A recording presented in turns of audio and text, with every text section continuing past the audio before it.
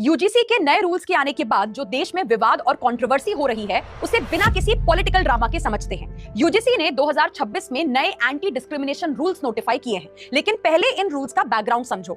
रोहित वेमुला एक PhD scholar और पायल टाडवी मुंबई की एक डॉक्टर, दोनों ने कास्ट बेस्ड डिस्क्रिमिनेशन की वजह से सुसाइड कमिट कर लिया, जिसके बाद इनकी फैमिलीज सुप्रीम कोर्ट गई। सुप्रीम कोर्ट ने यूजीसी को क्रिटिसाइज किया कि आप कास्ट बेस्ड डिस्क्रिमिनेशन को रोक नहीं पा रहे हैं, जिसके लिए आपको प्रॉपर रूल्स बनाने की जरूरत है, और इसलिए यूजीसी 2026 में इन रूल्स को लेके आई। ये रूल्स किस पर लागू होंगे? देश के सभी कॉलेजेस, इंस्टीट्यूट्स और यूनिवर्सिटीज पर।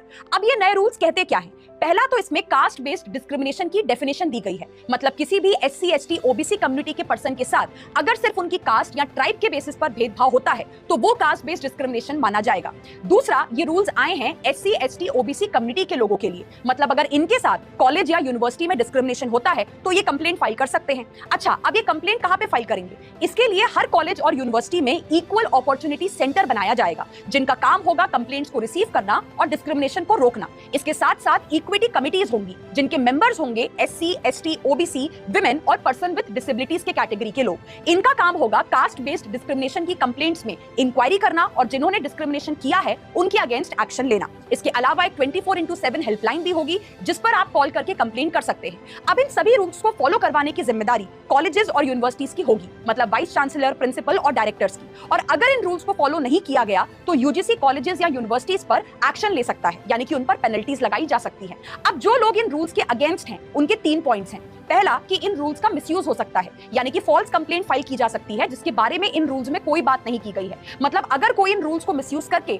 फॉल्स कंप्लेंट फाइल करता है तो उसे पनिश नहीं किया जाएगा। दूसरा, कि इन रूल्स में से जनरल कैटेगरी वाले स्टूडेंट्स को बाहर क्यों रखा गया है, मतलब अगर उनके साथ डिस्क्रिमिनेशन हुआ या उन्हें परेशान किया गया तो वो इन रूल्स के अकॉर्डिंग कंप्लेंट फाइल नहीं कर सकते हैं। तीसरा, कि जो कंप्लेंट्स कमेटी बनाई गई है उसमें जनरल कैटेगरी के स्टूडेंट्स का रिप्रेजेंटेशन क्यों नहीं है, और इसलिए इन रूल्स को चैलेंज करते हुए सुप्रीम कोर्ट में 2 पिटीशंस फाइल हुई हैं। पिटिशनर्स का भी यही कहना है कि क्या कास्ट बेस्ड डिस्क्रिमिनेशन सिर्फ एससी, एसटी, ओबीसी के साथ होता है, मतलब अगर कोई non SC, ST, OBC person है और उसके साथ कास्ट डिस्क्रिमिनेशन हुआ तो उसके पास इन रूल्स का प्रोटेक्शन नहीं है, तो ये रूल्स जनरल कैटेगरी के स्टूडेंट्स को प्रोटेक्शन क्यों नहीं दे रहे हैं? पिटीशन में डिमांड किया गया है कि कास्ट बेस्ड डिस्क्रिमिनेशन को कास्ट न्यूट्रल रखा जाए, ताकि हर एक इंसान को प्रोटेक्शन मिल सके, चाहे वो किसी भी कास्ट से बिलोंग करता हो। अब देखना यह होगा कि सुप्रीम कोर्ट इस पर क्या स्टैंड लेता है। वैसे यूजीसी के 2026 के ये रूल्स बने तो डिस्क्रिमिनेशन रोकने के लिए थे, बट लग रहा है कि अब ये खुद एक तरह का डिस्क्रिमिनेशन कर रहे हैं। आपका क्या सोचना है कमेंट सेक्शन में जरूर बताइए।